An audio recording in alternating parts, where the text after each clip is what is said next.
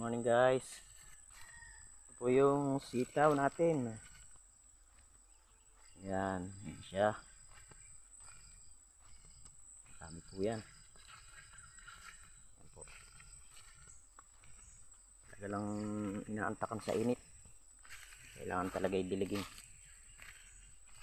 Yan. Dami po yan. Yan. Yan.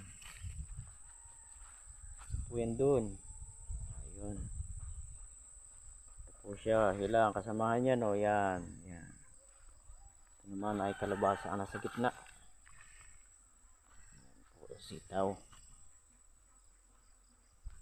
Kalabasa. Sitaw.